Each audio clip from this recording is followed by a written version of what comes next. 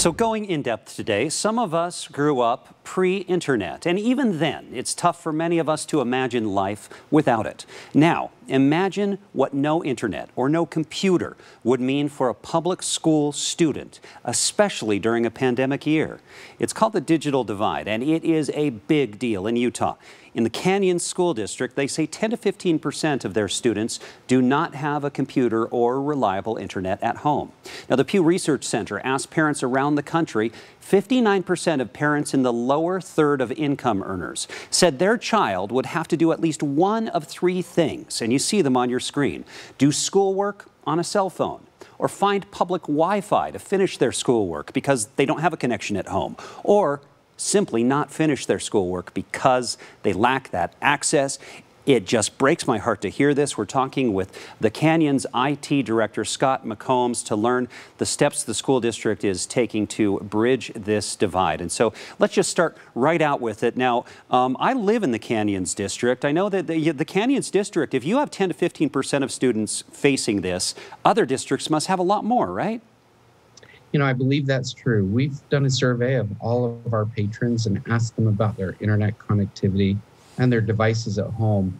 And we know that all the way across the district, it's in all of the cities and towns that we serve.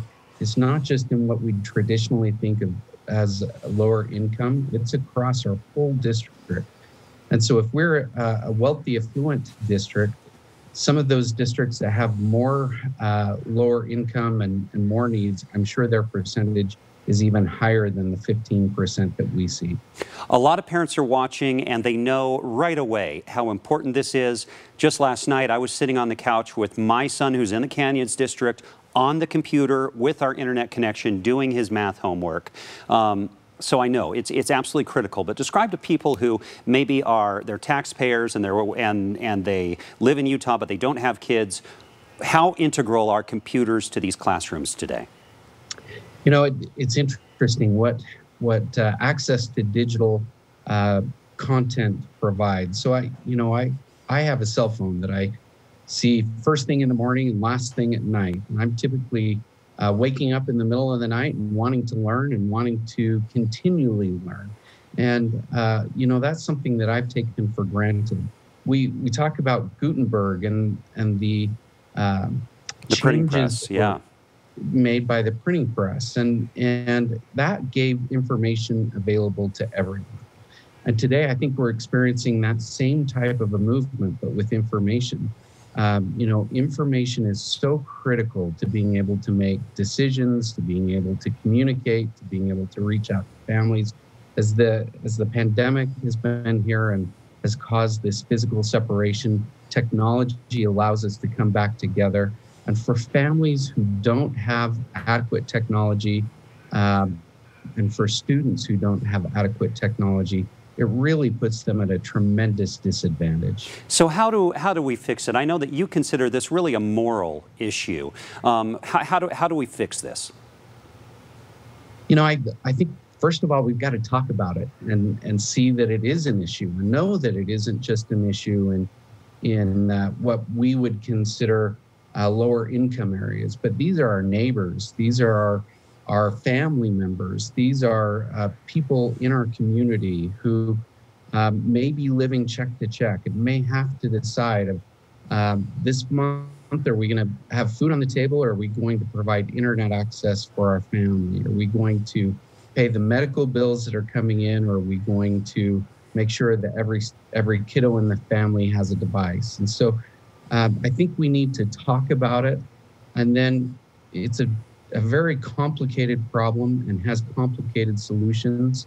But I believe the right thing is to start solving it and making a difference, student by student, family by family. And we can do that as a community. So, Scott, I live in the Canyons district I mentioned, and so you can tell me directly, what those of us who are in that area can do. I mentioned, but our viewers are all over the state, and I imagine that there are probably people in other districts who want to solve the same problem. What are there things that people can do?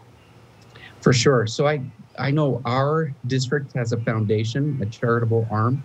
And through our charitable arm, our foundation, we've been able to help families who have been in need with devices and access, and not just technology, but our foundation does outreach in all of the needs that the families have, whether it be from clothing to food, insecurities. Our foundation does a great job there. I know other districts have that foundation, and communities would be welcome to contact their foundations and make a difference for their local schools through that. Give us a sense of what we're pretty much out of time, but give us a sense how much you would be a bigger buyer of computer products, and so if someone were to donate, how much would buy a Chromebook that a student could use?